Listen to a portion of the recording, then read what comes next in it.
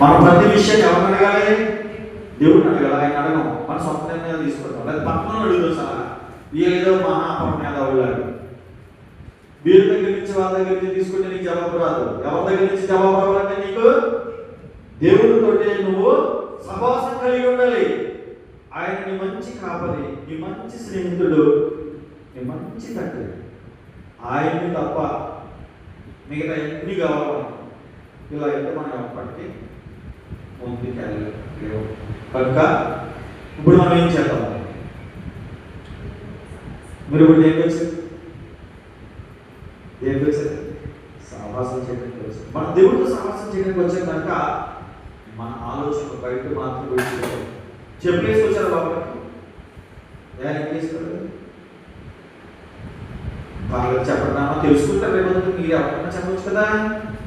చెప్పులు ఎందుకు వేసుకుని రాలేదు లోపలికి?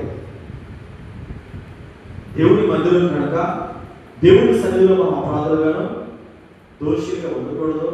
చెప్పులు వేసుకుని రాకూడదు. అయితే మోషే చెప్పాడు కదా, అక్కడ సన్నిధానం దగ్గర పథకాలు పోతా ఉంటే మోషే నువ్వు నిలబడింది అతి పరిశుద్ధ స్థలమో, నీ చెప్పులు దూరంగా విడిచిపెట్టాడు కదా దేవుడు. అందుకనేనా దేవుడి మందిరం పరిశుద్ధ స్థలం కనుక మనం అపవిత్రమైన చెప్పులు లోపల తీసుకురాకూడదు. మరి నీ హృదయంలో ఉన్నటువంటి అపవిత్రమైన తలము ఎందుకు వచ్చావు? ఇవన్నీ లోపల పెట్టి ఇవన్నీ ఆలోచించుకుంటే కూర్చుంటే సేవకు పని పట్ట లేకుండా వచ్చి సోచి చెప్తారా? ఇక్కడ ఏది తీసుకోకపోతే వచ్చాము వెళ్ళాము అంతేనా? ఇంకొకటి కూడా ఉంది. దేవుడి మందిరంలో దినం పెడితే 1000 దినములు ఆశీర్వాదం వచ్చేస్తుంది. 1000 దినములతో సమానంగా ఈ ఒక్క గోడ కనపడేది వచ్చేద్దాం.